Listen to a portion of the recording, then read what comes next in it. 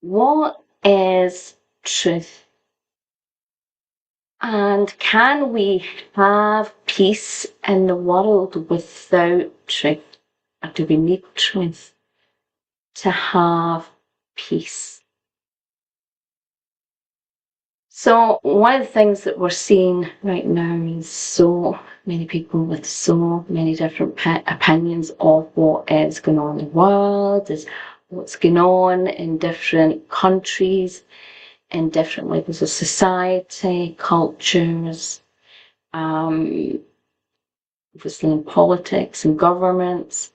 And we all can have our own beliefs.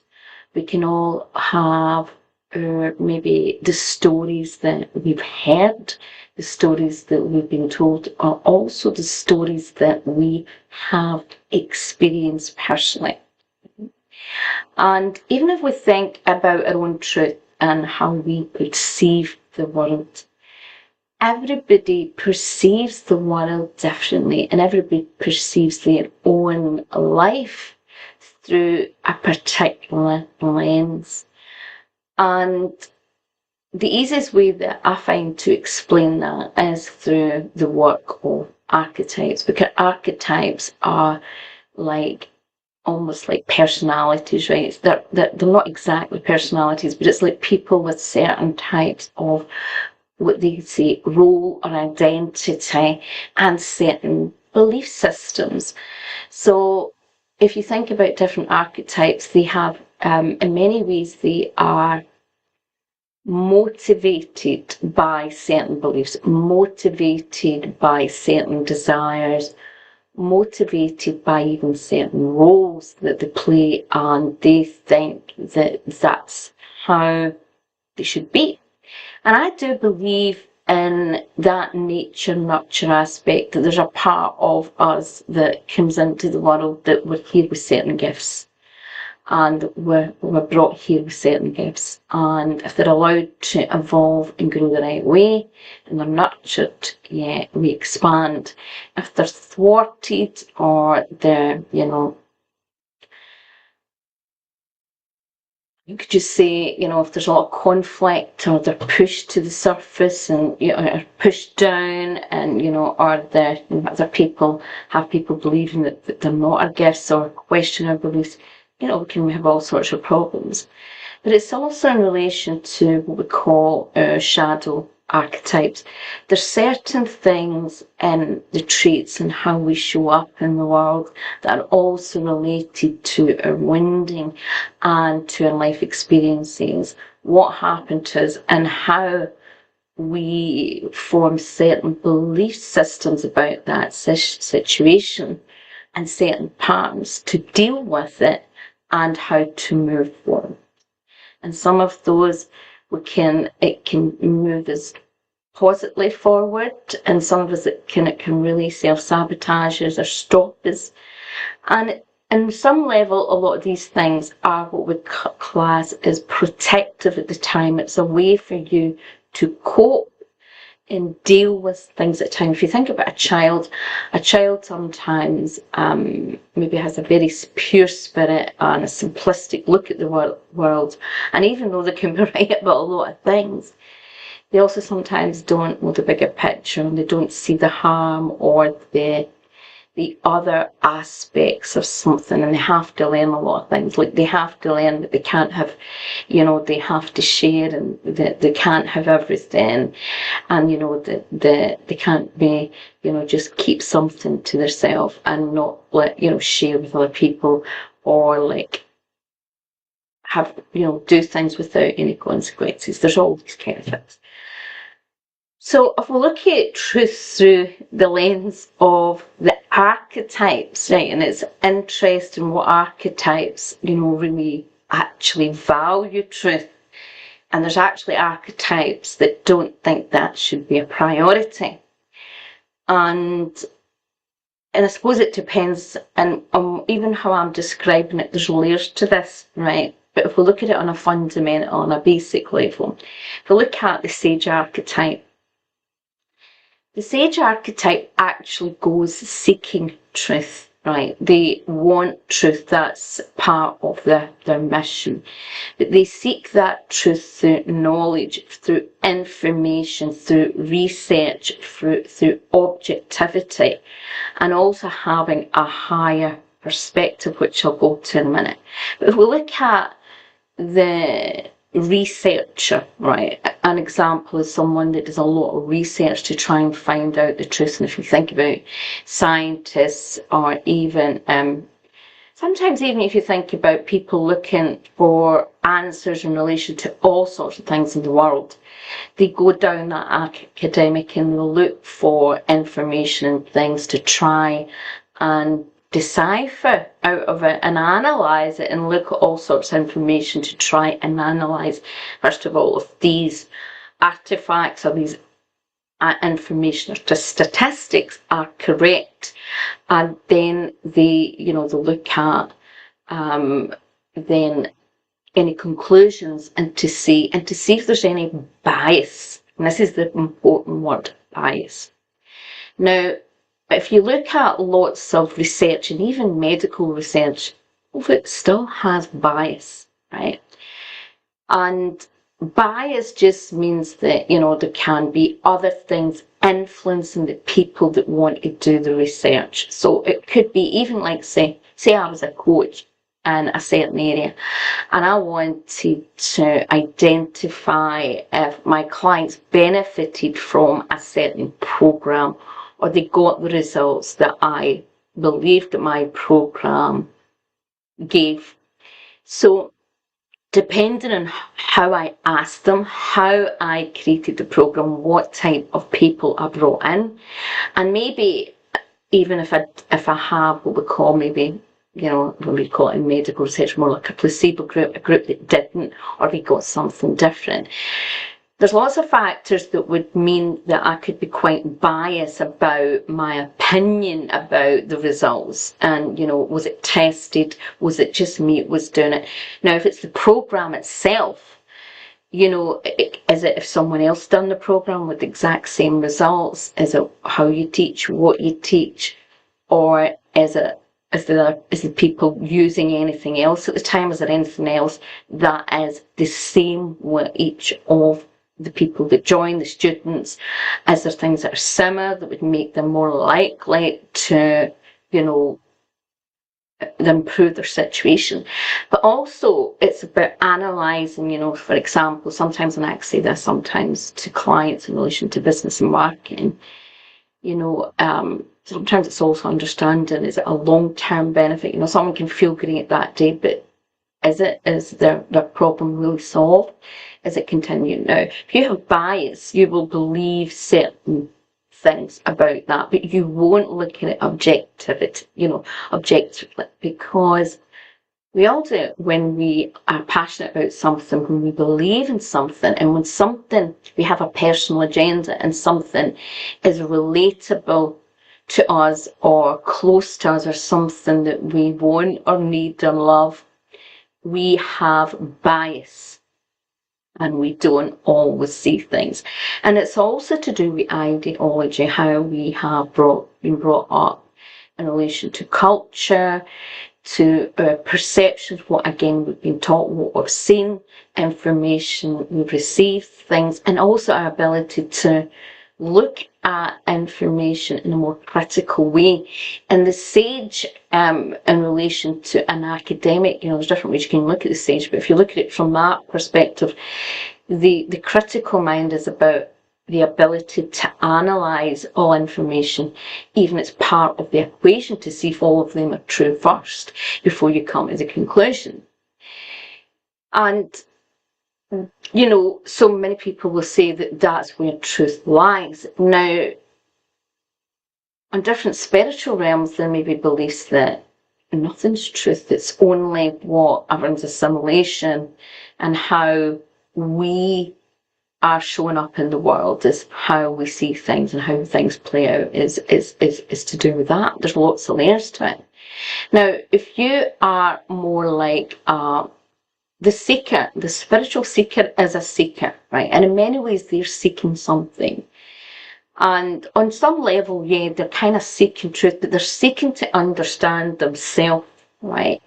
And if you look at a lot of spiritual seekers, and even that's when we're looking at branding and marketing and a business perspective, we put that together, the seeker and explorer.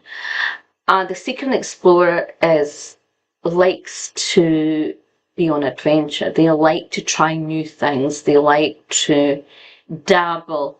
So it's like they like to go on different types of holidays, go to new places and dip into different things and try things on.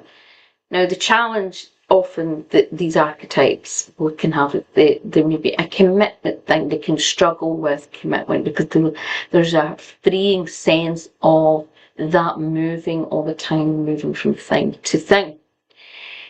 And often, they're actually seeking something back at themselves. It's really about back to here, but often going out.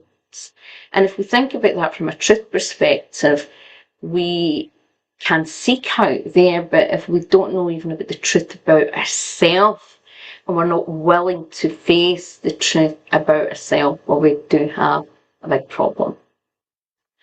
And so if we can't see the truth about ourselves, how can we see the truth about the world? And how much do we really want to find the truth out, or how much do we just want to feel comfortable, or want to be right, or want to be the bad guy, or the girl, whatever, the good girl, the bad guy, or what are we want to be right, because if truth is, we're only seeking truth to be right, well, obviously we're coming in with a different agenda, or we're just trying to prove that we are right about something. And one of the things that I would say, and this is just my observation and it's just my perception, and you just take it and leave it, whatever feels right for you. But one of the things I just knew even begin of a certain thing that happened, we're talking 5-6 years ago. And how many people had different opinions. But there was quite a few things that happened to me that made me really question a lot of things. Now, I would say I work by inner guidance and intuition, and of course, no one's intuition and their guidance is 100%. But a lot through my life, there's a lot of things, if I did uncanny things of just knowing things and just things and also I've worked on that because there were certain times in my life I tried to squash it and tried it because it freaked me out. Believe me, it freaked me out. And one of the things that I would say is that I started I'm quite an emotional person, right? And I know that categories and labels can sometimes they can be limiting, but they can help us understand certain qualities and certain traits. So if you look at me on certain, I don't know if it's the Myers-Briggs one, I'm an ENFJ, which I can be slightly extroverted, but also moved back and I'm introverted. But I naturally feel into what's going on in the energy around me, and I pick up lots of things, right? That's about empaths, particularly, certain types of empaths' abilities. Now that can get me in a lot of trouble because I don't mean to on a conscious level, but I'm constantly picking up and aware of energy. It can be extremely powerful in some of the types of work I do because I can really help fine-tune things and help people. For example, I'll explain. I remember working with things when I was doing, which I don't really do really now, but I do use it in a different way, this gift. But when I was helping people when they were trying to refine aspects about their brand and the brand energy, I would pick up certain qualities and patterns and symbols and things and explain this to them. This is what I was getting in their energy field, and this would pick it up. And something that was really surprised. I went, what? I mean, wow, how did you know that? I really like that. I've always been drawn to that, and I feel that as if there's something going on ancestrally or something energetically, and I would sense aspects about even subtle things about them that would really help them with their purpose or getting the energy of what they represent and what they are, at their purest form, over to their audience. And this would protect the clients at a certain level, because sometimes one of the things you do notice, and I notice there's people who have a lot of wind and are not doing a lot of work in themselves, they can be very shut down, and actually they don't want other people to really know them. So sometimes that can be a bit more difficult. But going back to that, so being intuitive, I've always went with my gut. Right, well, I'm saying gut because I do think there's an element of sometimes there's a confusion with gut. Because gut, if you think about gut, anxiety and stress, I don't think that's the right word in some ways. But the reason I'm saying it is my dad always said, go with your gut, go with your gut. And he made a lot of business decisions going by gut. Now, he kind of pushed that in us. But one of the things that I was able to recognise, and I think one of the things I've always been quite heightlessly small. And I remember one of my friends telling me, and I think this is a good thing, an insight to understand maybe. I remember her saying to me that I reminded her of when she would be pregnant, because when she was pregnant, her senses would be extremely, she would be far more sensitive, far more consciously aware of her intuition, her senses, and she felt it was to protect the baby. And she often said to me, because I had a lot of health challenges, I think that's your superpower, and I think because there's certain other vulnerabilities, that comes in to almost, support you and help you, right? And I do believe that it's it's a gift we all have. We just, some of us have learned to harness it more than others. But going back to what's went back on, I remember, certain things the shivers run down my spine about certain things. And I also get certain guidance. And one of the things that, I remember being very conscious doing from then was asking every day to be guided by the highest elements of truth, and to be, use me as a, as a vehicle to do the highest work. And I didn't really, I've always done an element, but I was more conscious about saying this. And one of the things probably I didn't prepare myself for was how much what I believe is truth was hit, in the face. Because sometimes when you ask to really say, right, okay, I want to be, really feeling my purpose, there's a lot of, it's almost like, I don't know if sacrifice is the right word, but you have to be willing to do things that are really uncomfortable, and it challenges you because you have to really step up. And what happened then was unbelievable, the different things that people told me about circumstances and things I found out.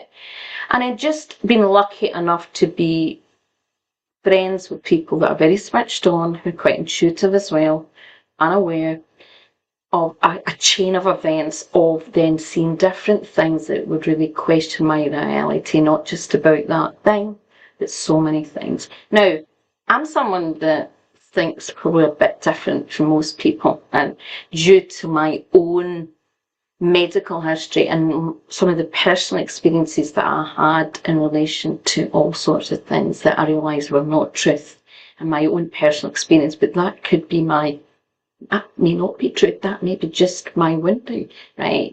This is what we've always got to be aware of. But let me give you some examples, and I'm not trying to make this political or anything, and I'm not going to say the countries or whatever, but I'm going to give you examples of things that I saw, maybe the other end, or stories I was told from different people who were living in certain experiences that other people are not living in experiences, that makes you look at maybe a different world. And also sometimes you can have family members or people who work in certain jobs, and friends who give you information and can show you evidence of certain things that actually changes the current narrative. That's one of the lucky things when you come from a huge family, that I do, because I don't just have a big family. I'm the oldest of 9, but we come from, there's generally, I have a lot of cousins and things like that, and good friends who work in certain places, which is quite interesting, sometimes the information you get back about things that's going on. But let me go back and explain a couple of situations that made me go, all right, okay. So let's go way back, and I'm not going to even say when this was, right? But I'm going to say, some of you might guess what I'm talking about, but there was a situation where a country was getting into war, and a certain building was supposed to be bombed, right? And there was two young guys from the UK. Well, one I think was Ireland and one was English or Welsh or something, right? And by chance they were in the country when this happened, and they weren't far from the region. And they decided with the I think we're doing a bit of journalism, but they certainly were not, top, well-known journalists, but they decided to wait till things had calmed down in that area and go into the area and just kind of film what was bombed. And it was supposed to be a hospital, right? Now, I've not been in that area. I don't know that area. I've not been there myself. I didn't speak to the people myself, but I'm going to share some key events that happened during that and what made me really, really say, well, these guys have got a lot. This makes you think, right? So I'm going to share, right? So basically, these young guys started preaching local people. Most people cannot speak English, or it's very broken. But the people keep going, going on as if, the hospital, and they're going, no. So, there's a bit of confusion and, about that. But eventually somebody says, no, it's not. It wasn't a hospital for many, many years, right? So he's going, okay, so this is supposed to be the hospital. Now, don't know if that was a hospital. It was supposed to be bombed. Who knows? Now, the reality is these young guys go in, and it's, you can see there's devastation, right? There's like some of the joints or whatever, joys or whatever, down and things, and some of the walls are slightly, there's a lot of chaos in the building. But one of the interesting things is they can't find any beds. They can't find anything that represents a hospital, except they find, I think it's a really, really old bed in, I think, a basement or somewhere. But a lot of it they struggle to get into because some of the walls have fell down. So that's basically the problem. But they find all these fridges. And what is very interesting in the fridges, most of the fridges are cleared out. Some of them have test tubes in them. But what is interesting was listed what was supposed to be in the fridges, right? Let's say it's something that you would be related to what's been going on, what happened the last 5-6 years ago. But if you think about things that they use in viruses, bacteria, and mix things up, that kind of thing. Anyway, it would imply that's what it was.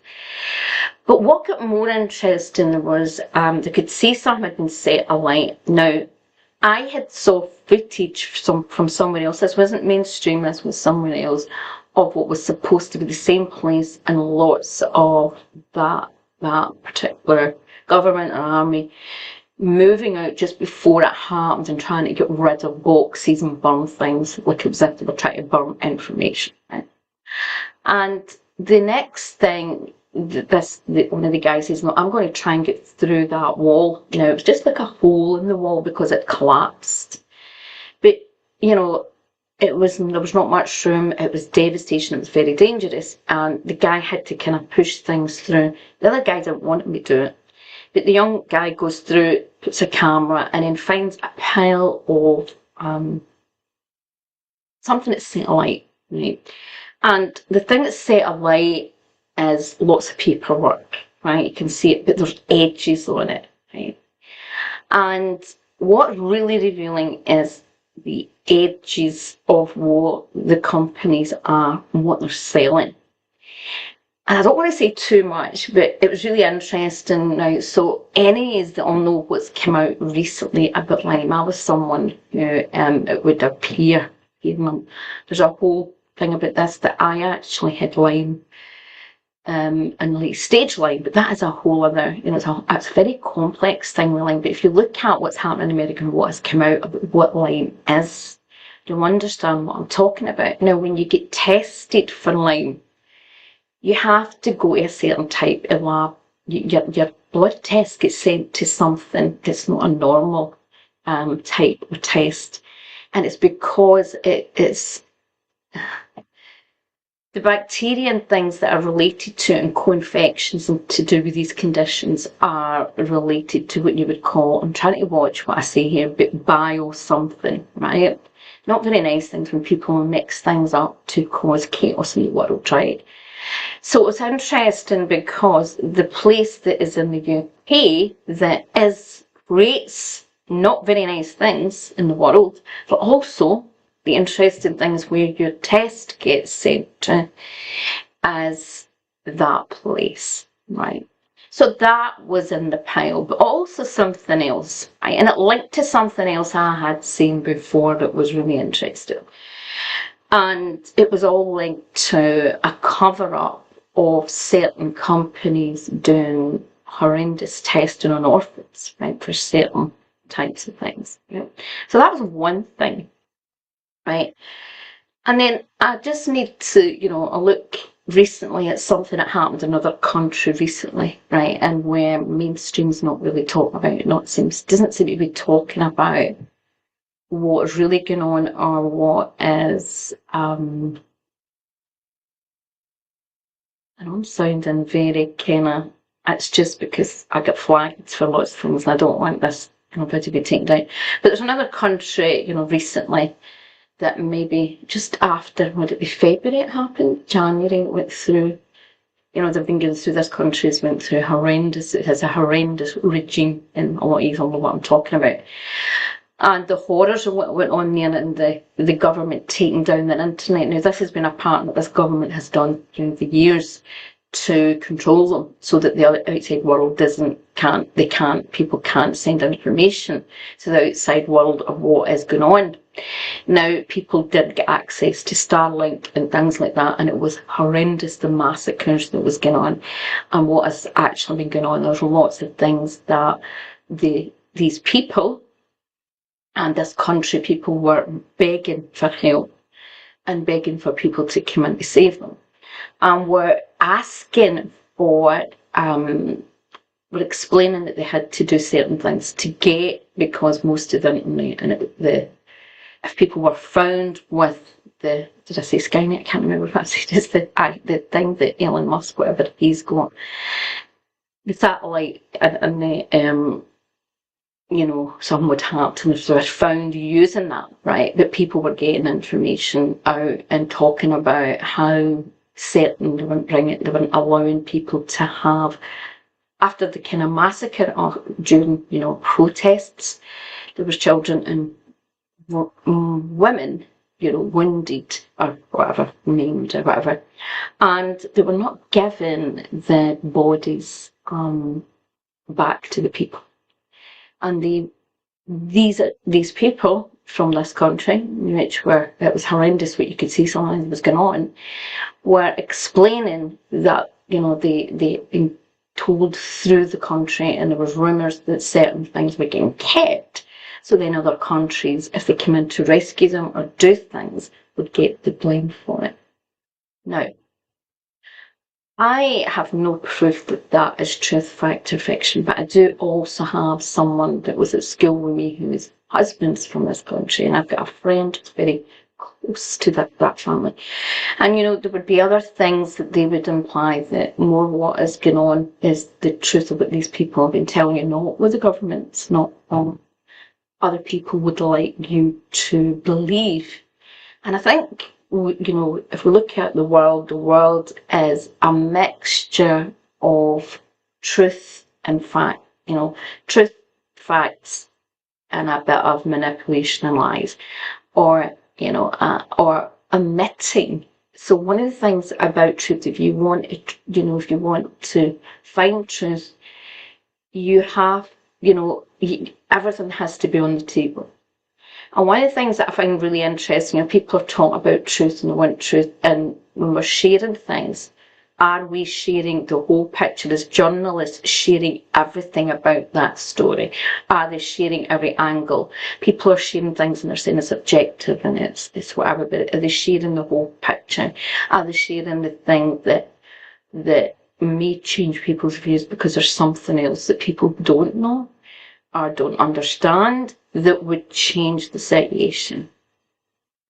And I think that's about life. Sometimes we can believe something even if we have an argument or a disagreement with a family member or, our partner or friend or a colleague. We see it through our own eyes of truth, but sometimes we're not seeing the bigger picture. We're seeing it only through our bias, our projections and our wounding. We're not always seeing things through, the whole picture.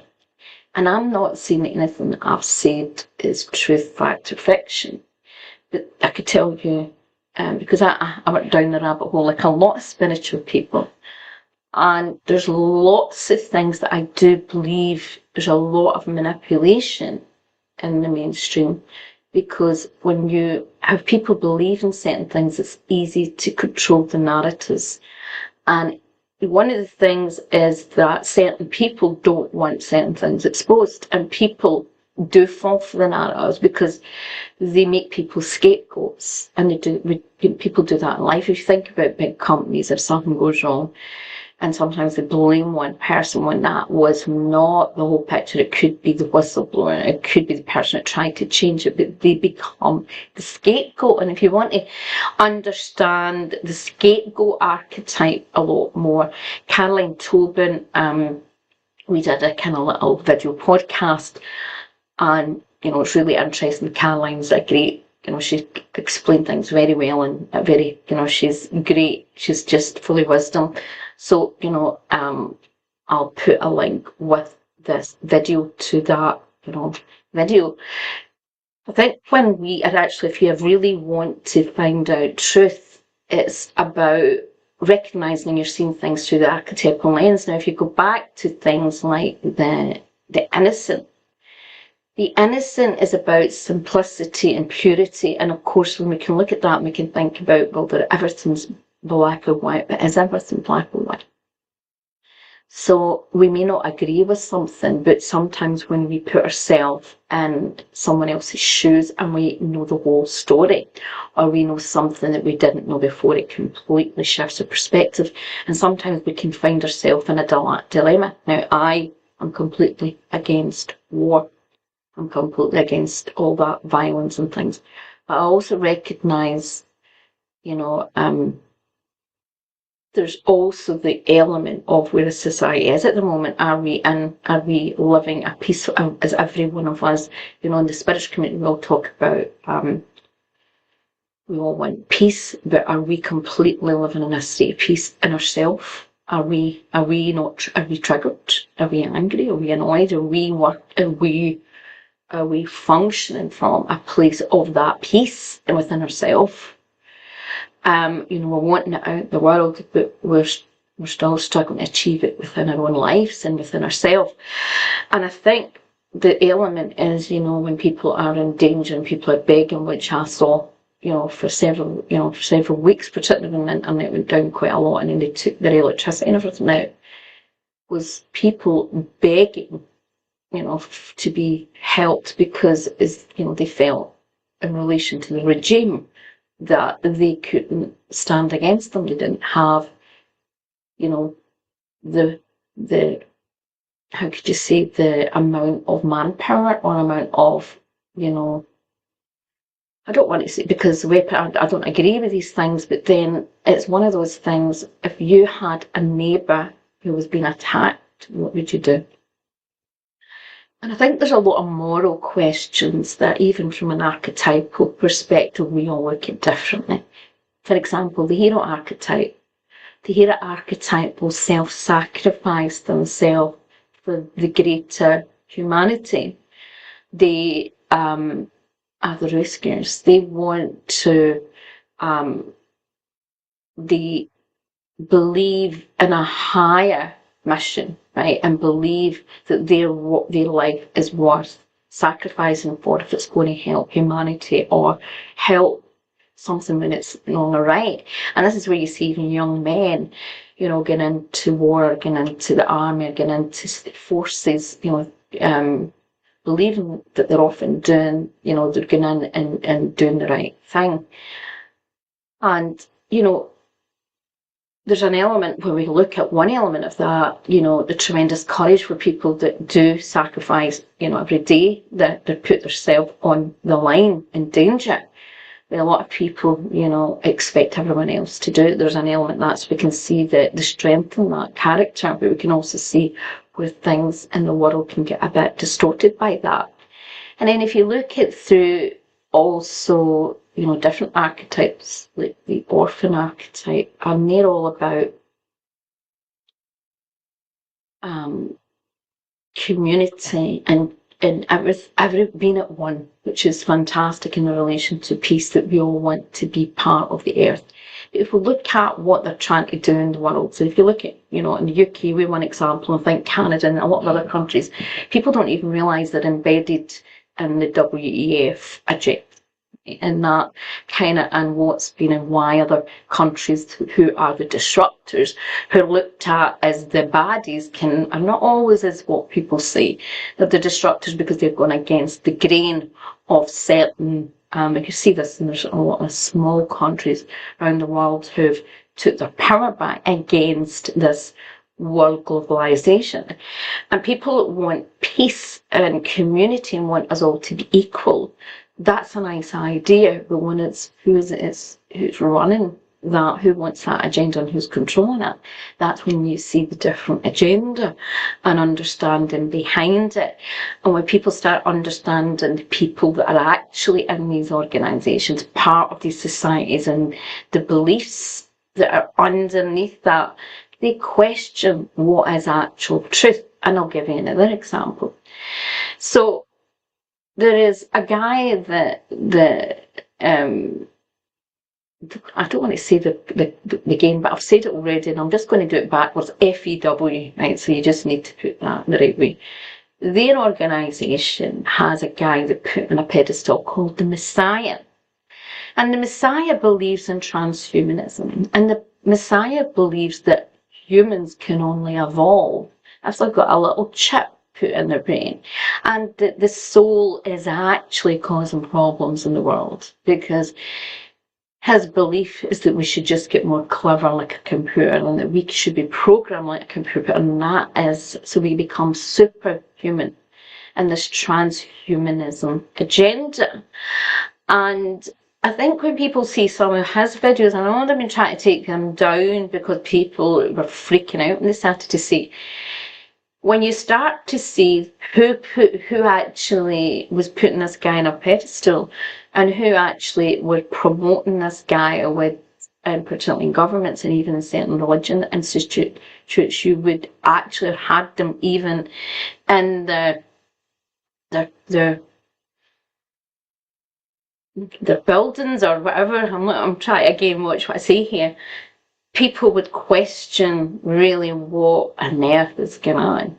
Now, the problem is most people, it's, for example, I used to tell this to my students, you know, if you look at even, we think of Google as, people think Google's the place of truth, right? And they think that everything, that, you know, you just need to analyse it. Well, I know from a business perspective that, you know, if you're willing to pay Google to be up on the top of the search engines, well, you can be the expert, and you can find it really hard to find the truth about certain things because they'll push things down the pile. Now, I'll give you an example. The Lancet, right? A lot of other medical journals around the world were complaining during a certain period because certain research papers were getting pushed down the search engines, because it didn't want certain people finding out certain information. And anyone who knows me knows, who's been a follower of mine a long time, particularly in relation to the Spiritual Marketing Club, knows that I have had huge censorship, and I still feel as if I'm still feeling that, you know, the knock-on effects, particularly on Facebook, right? Where you know, I was sharing certain medical research papers, but because, you know, some of these big organisations do not want holistic medicine. They don't want certain perspectives. And a lot of it wasn't even, so it was just about stress management and certain things. But these were all real papers, medical research papers. But guess what? On Facebook, I was getting fact-checked as this is untruth. I can't remember what the word is, but they would put it and it kept flagging me up and threatening to shut down all my pages. And one of my pages was told it wouldn't be getting served to any other people, right?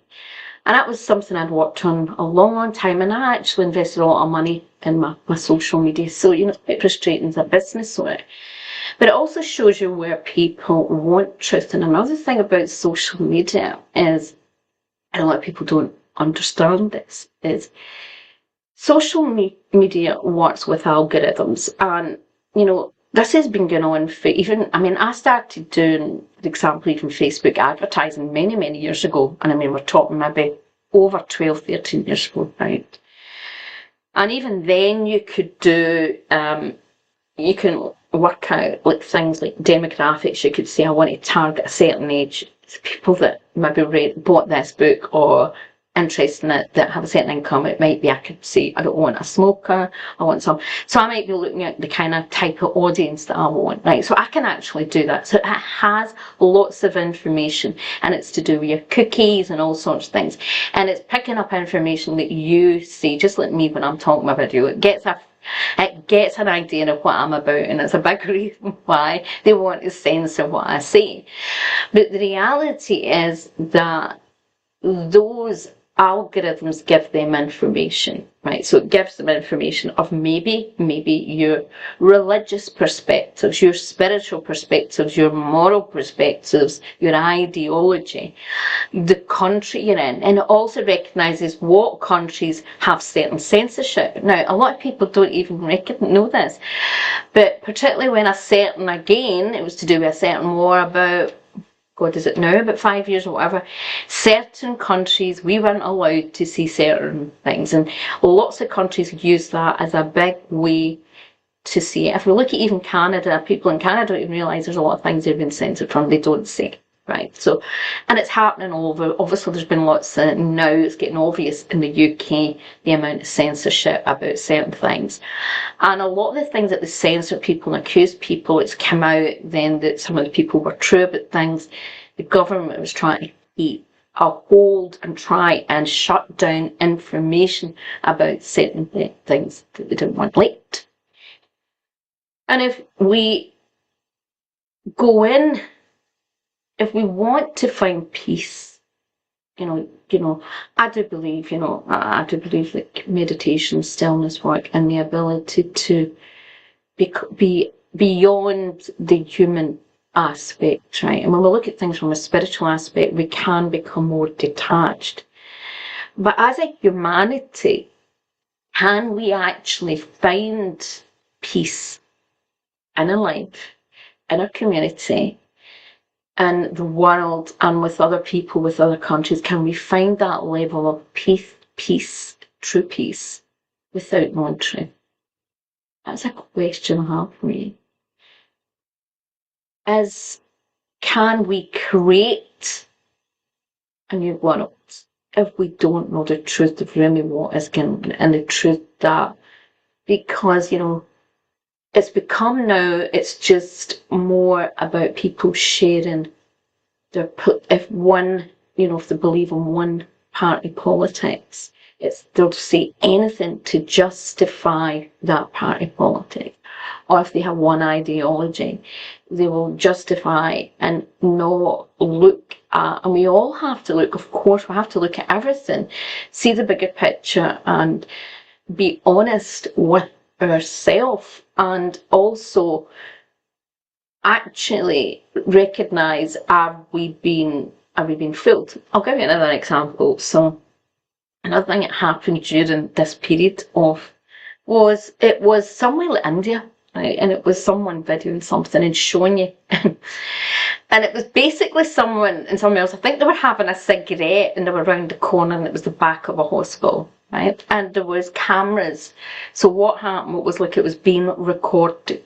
And I'm not joking. I don't know what this was, but it was really mind-blowing.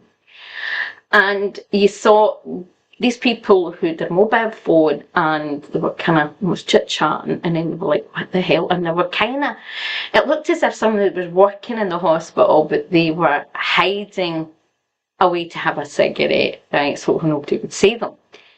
And out the back of this hospital, all these black bags, which were supposed to look as if they were body bags, were getting put out. And the camera was, there was camera rolling to show the body bags. And then, once they were finished, the cameramen went away. And it was to look as if you could see it was the back of the hospital. The people that had been smoking then goes right up with their camera, and one of them picks the bag. And there's no body in it, it's with paper or something. Right, now you think, what? Right, and then I remember seeing another video of someone abroad, and it was a war, in a war-torn kind of area, an area that is constantly, and again, the reason why I'm not mentioning these countries, a country that's a lot in the news, and it was a BBC journalist, right? And you saw her, and she was putting her head down, and she had a hard hat, and there was like noise, as if there was bombs, and she was going on like this is a country. And then the camera zooms out. Well, what you realise, it's not the film crew that is taking this footage, it's actually someone sitting in a cafe. And I'm not joking. Sit in a cafe, and the person then moves the camera around and shows you that they're sitting in a cafe. Yeah, they're not far away from a war-torn place. It's like behind them. But actually, they're making the noise of like bombs at that point. But the interesting thing is, this person pulls back, turns this roundabout.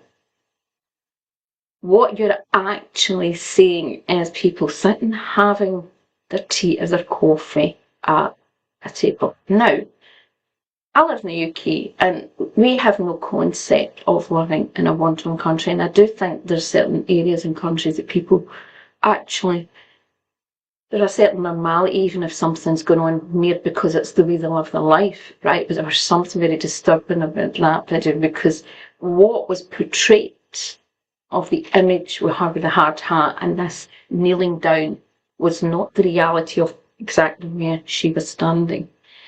And it made me really look at things differently. Now, a lot of people say there's a lot of AI generation, of course there is, right?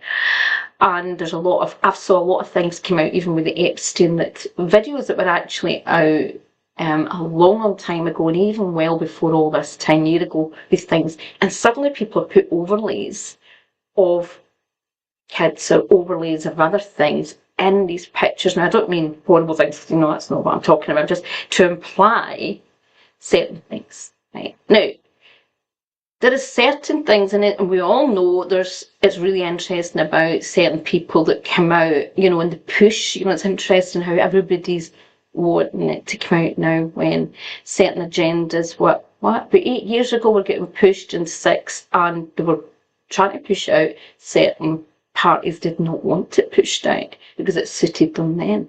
Now, you've got to look at all this. We've all got to look at the world that, and it doesn't mean that you get entangled in this. This is not what this is about. What I'm trying to explain is that there is a web of lies, a web of illusion, and a web of deceit in media. There's a web of lies and a web of deceit can be served in every area of life to suit individuals or groups' agenda. Right? And if we're not willing to look at our own world and think, right, okay, where am I being truthful, where am I not? Right? I spent most of my life being a people pleaser, and my fear of not hurting other people, but who did I hurt? I hurt myself. right? And there were certain areas that I had to find my truth, particularly to do with the medical system and certain things, because, and even in the holistic and well-being, because what a lot of people, once they learned something, they were so passionate about it, it became an ideology that was so fixed that they weren't open to other perspectives or maybe other elements. And that cost came dearly to me, having trying to get my life back, trying to get my health back, trying to find answers with a lot of complex, and I was just unfortunate that a lot of things happened to me medically, and just bizarre things happened to me. But one of the things was, and one of the hardest aspects that I had to face, was a lot of people selling me products and services, and maybe genuinely thought it would help, but they didn't have truth. They didn't have enough knowledge or wisdom or insight, and were often selling me a lie. Some actually, it turned out they didn't really care. It just was about them making an income, making money. And I also saw this in the medical system, and I'm going through some of this at the moment to do with something that which I'm so grateful for the talk. I keep quoting Ryan Coppleston, I think it's trying to pronounce the name, but Coppleston, from Edinburgh, the top chiropractic, because if it wasn't for him and a scan I got to identify something that has, been causing me horrendous, something structurally that was not recognised or not noticed, or, no one thought to look there, even though I'd been asking, telling them about my ear, particularly for 12 years. It's over that now. I think that's nearly 14 years. But one of the things was that, I recognise, and if you look at the medical system, and people have always got to remember this, the medical system, it's interesting, the medical system will tell you this is the truth about something, a diagnosis or a cause. And then guess what, 5 years later, oh no, it's not that.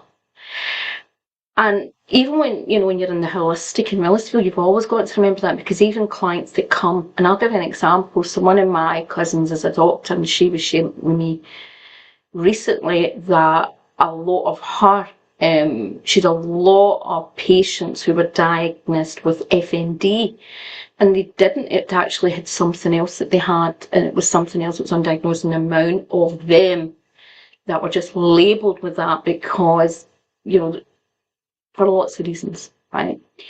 And a lot of the things that goes on in the medical field, and also things to do with tick boxes, and just because sometimes I think people are complex. And, I seen this down in the route when I was younger with ME. A lot of people still put ME as only one cause, right? Where actually, if I look at lots of people I met people who had damage via, that was a long time ago, be different things. Many people I met people that had maybe traumatic accidents and then they got it after that. Met people who had viruses, bacteria.